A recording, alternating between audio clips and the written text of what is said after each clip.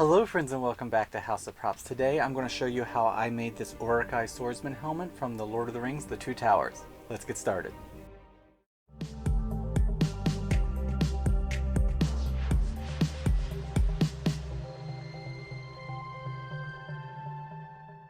This template is based off of the one that Nick made over at Modulus Props, but I made some changes to some of the pieces. I started by cutting two pieces of part A out of 6mm foam and closed up the dart seam with contact cement. Some of you may have already heard me say this, but for those that haven't, wherever I attach pieces together, I try to make sure the outside edge of the seam is smooth by aligning the outside ridge first before pressing the inside pieces together. Then the two A pieces can be attached to each other by the same process.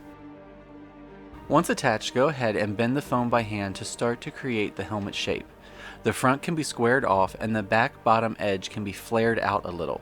You don't need to use any heat source for this shaping, your hands will do nicely.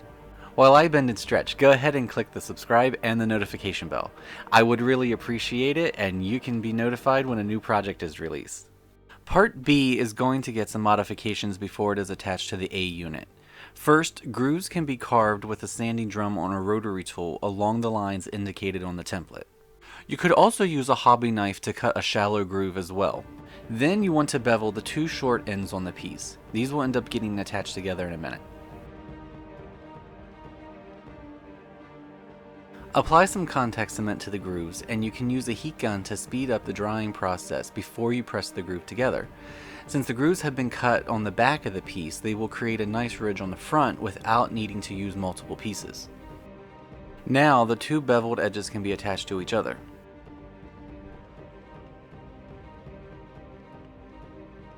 And the groove along the center of the forehead can be treated the same as the others, and you are left with a nice ridge. Part B can then be glued onto the A unit. The center point aligns with the seam created by the two A pieces, and it overlaps the A unit by about 2 inches in the center. Next, a part C can then be attached to both sides of the helmet. It overlaps both parts A and B, and you want to make sure you press the foam down as tightly as you can so you don't get any gaps where all the pieces meet. And you want part C to overhang the bottom edge of the helmet a little. Once attached, heat the bottom pointed edge with a heat gun. This will allow you to bend the edge so that it curves out and almost flat.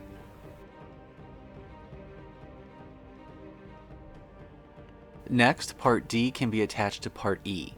You want to keep the back of the seams as smooth as possible so it looks like it was cast as a solid piece of metal, and you can use the rotary tool to help smooth where the two pieces meet if you need to.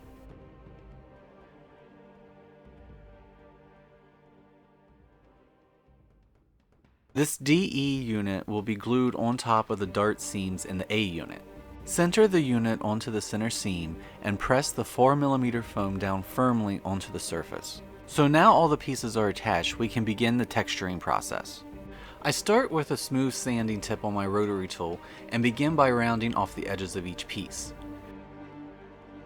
You also want to push the sanding drum into the foam to create a bumpy edge. This way the helmet will look like it's handmade metal and not something fabricated by a machine. Once you've sanded all the edges, you can heat seal the foam with a heat gun. Typically after heat sealing we could clean up the seams with some putty, but we don't need to worry about that for this helmet. Next, you want to coat the helmet in Plasti Dip. I usually apply 2 to 3 coats, and the way I usually do this is I apply a coat, let it dry for about a half hour, then I come back and apply the next. You just want to make sure that you have an even coat over the entire surface. To start the texture, I'm going to use the same sealing texture stuff I used in my previous Uruk-Hai General's helmet tutorial. It comes as a dry powder that you can add paint to. For this helmet I'm using black acrylic. Mix everything up thoroughly and apply it to the surface of the helmet with a large mop brush. Make sure to apply it thick and evenly, and the texture will hide any areas of the seams that are not so smooth. And when you've coated everything, you can achieve a rough, rusty metal surface really easily, and if you don't want to use the texture powder, you can achieve the same effect by using sawdust or sand. When the texture is dry, you can figure out your placement for the rivets. Whenever I have scrap pieces of foam, I always turn them into rivets. In this case, I'm using some made from 4mm foam. These can be attached with some CA glue, and the glue can be cured almost instantly with a drop of zip kicker. This way there's no need to wait for the glue to dry before you can continue.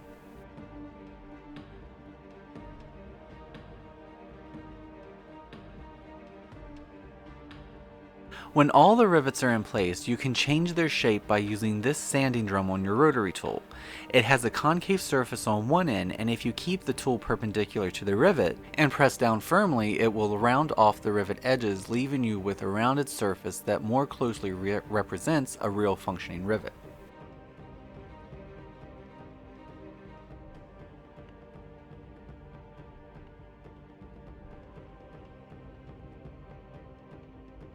With the rivets finished, I then based the entire helmet with a charcoal gray I mixed by taking some black and adding in a little bit of white.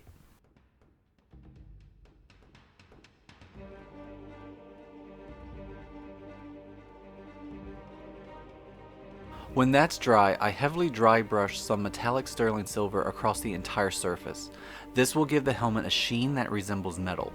Now we don't want the helmet to be a bright metallic, so I thin some black paint with water to make a wash. Brush this on, and then dab the area with a cloth. This will dull down the brightness of the silver and leave you with enough metallic so the surface looks like steel.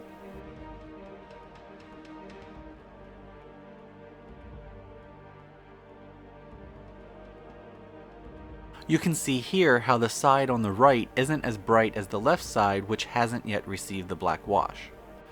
When that is dry, mix some burnt sienna with some burnt umber and apply this rust color onto the helmet around the rivets and in some of the creases. The paint can be thinned with a little water, and you can blend the edges with a cloth. This helmet is unprotected steel, and a lot of the Battle of Helm's Deep happens in the rain, so the steel will begin to rust very quickly in areas where water would collect.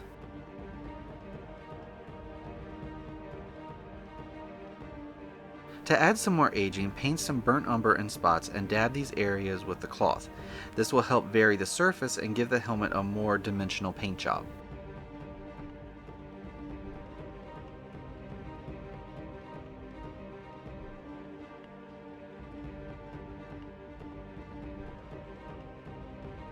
Now I want to add a white hand of Saruman off-centered on this side, but you can place yours wherever you want. To make it easy, I brush some white paint onto my hand and place it onto the helmet. I press firmly and wiggle my hand slightly to make sure as much of the paint as possible transfers to the helmet surface.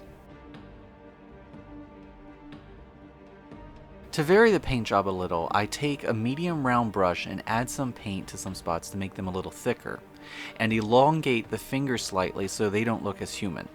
And there you have it, an Uruk-Hai Swordsman's helmet from the Battle of Helm's Deep. And a special thank you to Nick for providing such a great jumping off point. If you would like to make this helmet or any of my other Lord of the Rings helmets, you can find links to their templates in their corresponding videos. Please, give this video a thumbs up, share it with friends and family, and subscribe to House of Props.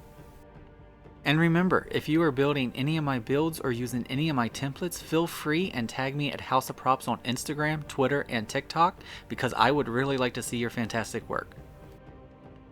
Thank you for watching, and I'll see you next time.